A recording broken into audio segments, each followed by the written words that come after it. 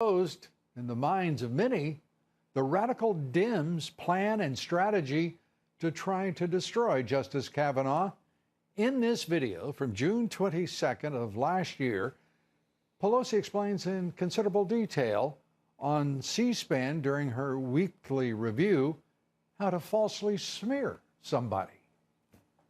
Called the wrap-up smear. You smear somebody with falsehoods and all the rest, and then you merchandise it. And then you write it, and they'll say, see, it's reported in the press that this, and this. So they have that validation that the press reported the smear, and then it's called the wrap-up smear. Now I'm going to merchandise the press's report on the smear that we made. And it's a tactic, and it's self-evident. Self-evident. Ed Rollins is still with us. And Ed, let me turn to you first and foremost to ask, does all of that somehow seem strangely familiar to you, given the events of the past 90 days? Absolutely. And I think to a certain extent, the American public ought to look at that as the former speaker and the woman who wants to be speaker again. And that's the tactic that Democrats want to use. Personal assassination of people who are extremely qualified. They will use it in their campaigns, and they'll use it in anything else. And I think that she should be rejected overwhelmingly, and her party should be rejected overwhelmingly.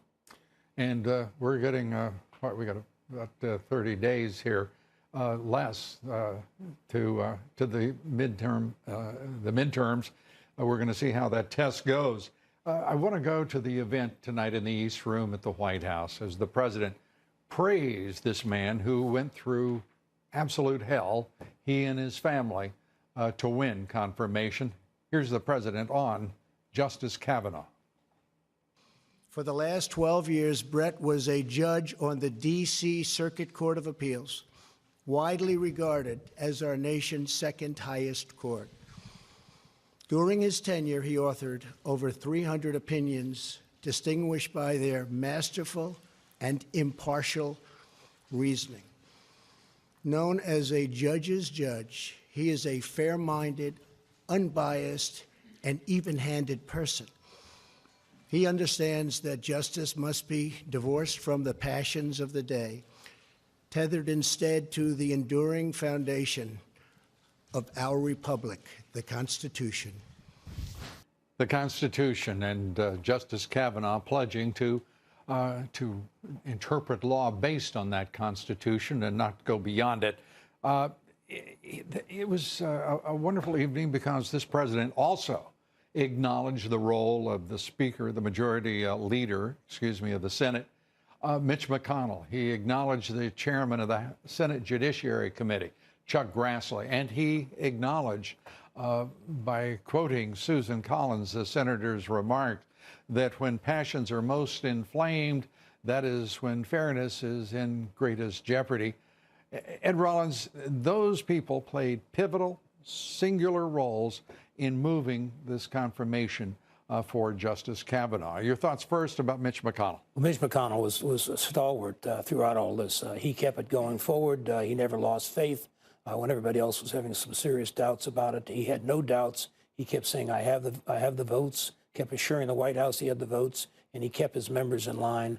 And I think it's an extraordinary effort, and it's going to be one of his great legacies, these two last court appointments. Now, Mitch McConnell has not been always a supporter, a friend of President Trump.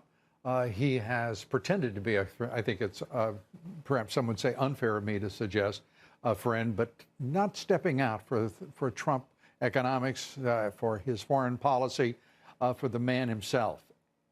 This is a difference maker, it seems to me, because this president chose in Justice Kavanaugh now, a man who was supported by the establishment Republican Party, as well as all of the Trump supporters, the conservatives in the country. He chose strategically very well, even as he chose a man who is absolutely perfect for the job. Well, that court in the Circuit Court in D.C. is probably the most watched court in America by lawyers and fellow judges across the country. It is sort of the training ground for the Supreme Court, second highest court in the land. And the fact that this man has served in that court for 12 years and is viewed as one of the most serious judges in the country even though McConnell initially said to the president, maybe you can get someone that'll be a little easier to get through, the president didn't waver, and McConnell didn't waver once the appointment was made. McConnell didn't waver, but Chuck Grassley, he seemed to at times extend the process. It was excruciating as we waited for one Democratic senator after another.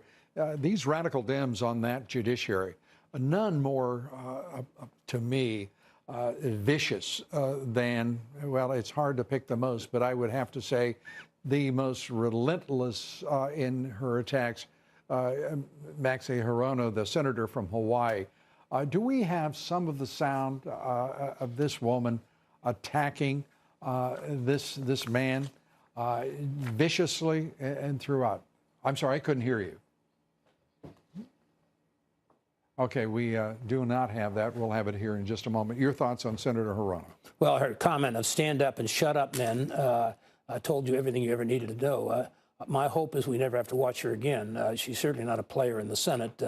She was a player, obviously, as one of 3 or 4 that were the most noisy and most unfair in that judicial hearing. There are 3 or 4 people running for president on that group, and they used this as a try and move forward. But I think